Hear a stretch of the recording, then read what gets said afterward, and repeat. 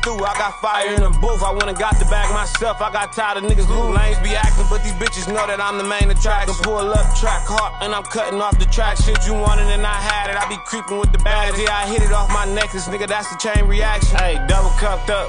I don't give a fuck. What the fuck is love? What the fuck is trust? Spinning.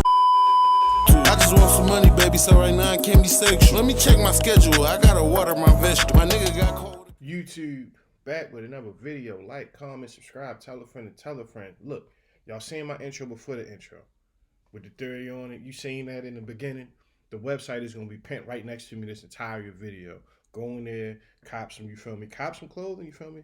Fuck with me, cause I fuck with y'all. You feel me? Again, 30ry.com. You feel me? It's right here. Y'all seen some of the shit in the beginning. All right, now also, you feel me? If you haven't already, I got a Baby Grizzly video. His documentary. I just dropped that yesterday. You feel me? That's gonna be pending. It's gonna pop up as a card probably right about now. It's up there at the top. You feel me? If you ain't already, go click that. Watch that video. Like, comment, subscribe, tell a friend, and tell a friend. You feel me? And also shout out to the Cloud Service because what we have today, you feel me, is from them. It's one of their shake packs. It's magnificent. You feel me? So y'all be cool. Meaty. We only do the gases. My dog Meaty. No. Anyway, Twitch and Instagram, that's also up there. Let's not waste no time. Jimmy Henchman, the most dangerous man in hip-hop. Most people would say it was probably Suge Knight. I don't agree. I know it's other guys, you feel me, that's been... Anyway, look, this guy been around long enough to beef with Tupac and 50 Cent. So let's see what he really on. You gonna come shoot me, kill me. If you're not gonna kill me, stop shooting me. Don't come for me unless you gonna come and get me. This is Tupac, who's speaking to Jimmy Henchman because of a robbery and an assassination attempt that happened in 1994, which Jimmy was responsible for. Jimmy was just as dangerous of a producer as Suge Knight was. He wanted to kill Tupac, 50 Cent, and even Suge Knight. His real name is James Roseman. Born on February 5th, 1965 in New York. Jimmy first went to jail at age 16 for stealing a bicycle. He was later arrested for illegal possession of a weapon. At 18, he was charged with first-degree robbery and second-degree murder. And with that, let us now get into something a little more interesting. In 1994, Tupac was heading to Quad Recording Studios. So, if you've seen the Tupac movie, if you've seen it, like, keep it 100. Wasn't all that great to me, my personal opinion. It wasn't all that great to me. You feel me? But if you are familiar with that movie, the scene earlier in the movie when he was shot, and then Biggie came out with the Who Shot Ya and all that stuff, that's just playing out in real life. There he came across two robbers, and this led to him being shot multiple times. Pac received at least 2 bullets to the head, but he still managed to survive. He was robbed of $40,000. Reporter Chuck Phillips, who was investigating this case for 10 years, reported why Jimmy decided to harm Tupac. It all started out of envy, because Tupac was I legitimately loved, never and he knew received this a lot was of the film that attention he was the from one that public. got that caught Jimmy that. was an Film. average Yeah, I drug didn't know dealer, that. and when he realized one can earn more from music than from drugs, he decided to dive into the music industry. And then he and Haitian Jack started a management company called How I Can Be Down, saying they would represent artists for labels. Haitian Jack was one of those who was able to immerse Pac into the world of luxury living and introduced him to famous artists like Madonna. And as for Jimmy himself, he didn't wear suits. Instead, he dressed modestly, sold drugs, and robbed people. Because of this, Tupac paid more attention to Jack. But despite the efforts of these two to get Tupac Shakur, they didn't succeed. Jimmy was pissed off, and another thing happened. During that period, when Tupac was dealing with a rape trial at a club in New York, a reporter asked him about his case, and Tupac responded with, "I didn't have anything to do with that. They're a bunch of hanger-ons." He'd called Jack and Jimmy hanger-ons, and ultimately, this is what pissed off Jimmy. As for the night of the shooting, Jimmy told Dexter Isaac, "I want you to come down to do this thing at the Quad for me." They did it for that reason, to teach him a lesson. Jimmy And that was right there. That was along the lines of, "You think Haitian Jack is the real gangster? I'm not the real gangster. I'm the real gangster." Dexter Isaac confirmed that he took part in this robbery. In 1994, James Roseman... Hold on. Again, shout out to the Cloud Surfers. It's getting real here. And hired me to rob Tupac Shakur at the Quad Studio, said Dexter. He gave me $2,500 plus all the jewelry I took except for one ring, which he wanted for himself. It was the biggest of the 2 diamond rings that we took. He said he wanted to put the stone in a new setting for his girlfriend. Yo, the funniest thing about this is not funny that it happened, but the funniest shit about this shit is legit. The nigga who played Lil C's in the movie, the one who played 50 Cent and Get Rich or Die Trying, was like, "Hey yo, Tupac downstairs, yo." Friend at the time, Cynthia Reed. I still Yeah, have Papa as Doc proof playing the chain Tupac, that by we the way. took that night in the robbery. I want to apologize to his family One for Pac. the mistake None. I did for that sucker. Hours before the shooting, Tupac was arguing on the phone with Jimmy right there, telling him, "You know you've got to pay me in cash. You've got too much money." All this was happening as Jimmy's men were on their way to the studio. When Tupac was interviewed by Vibe while he was in jail, he described the incident, saying, "They didn't go after Stretch, and he was the biggest guy in the group. They came after me." After the robbery, Big Stretch delivered a message from Jimmy to Tupac. And Jimmy Henchman said, "Pop, you don't got enough money. You don't want to go to war with him." And he was like, Jimmy Henchman said, get your money right, then go to war. I'm looking at the situation like, that's kind of odd right there. You supposed to be Pop homie, but you bringing him a message from his enemies. So remember what you told me. You said don't go to war unless I got my money right. Now I want war. Jimmy was an Damn. informant for that long time. He was an informant on the night when Tupac was at the studio. You mean to tell me, no, this nigga is dangerous. He a rat. All right. In fact, Jimmy booked that stuff, but was never even interviewed by the police. Promise to pay back Jimmy Henchman in due time. I know you bitch niggas just listening. The world is my... The ripple effects of what Jimmy did made everyone in the music industry take notice. That if a guy like Tupac can get touched, so can anyone else. Yeah. In a Vibe magazine interview, Jimmy admits he set it up. He had a conversation with Tupac, telling him to stop telling everybody that he, Puff, or Biggie were involved. If your business kept on Yeah, well, how did innovation Who refund? Shot You still come about that? If this nigga knew the whole time, why was he so mad about that song? As if it was, or why people try to portray like, you feel me? It was Biggie that did it, or He it had never something to killed do you with that it. night. When you You're already talking knew. all this shit, and you Who did don't it? know what you're talking about. We came here to discipline you. The message was clear. You better not mess with Jimmy Henchman, or this is what's going to happen to you.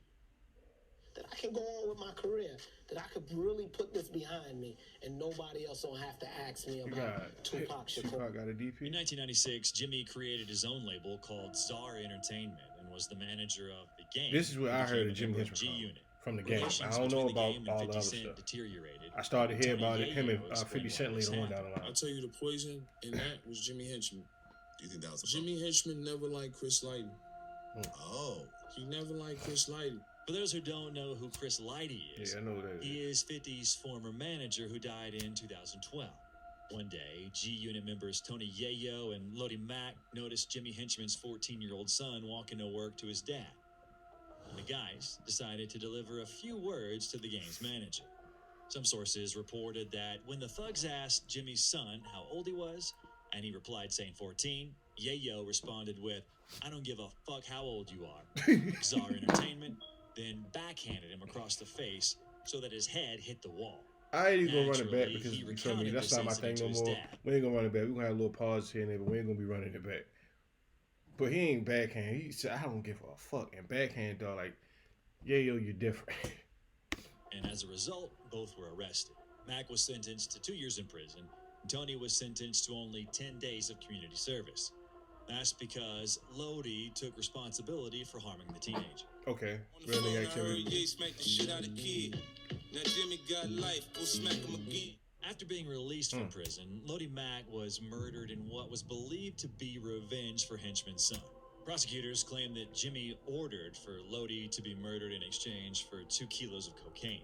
In addition, Dave Lighty was attacked with a razor. Tony Yayo's Bentley was shot at, and the rapper's... So let me get this straight, you feel me? These niggas is out here. This nigga's out here full blown extorting shit, you feel me?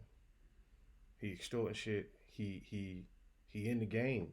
This nigga's in the streets.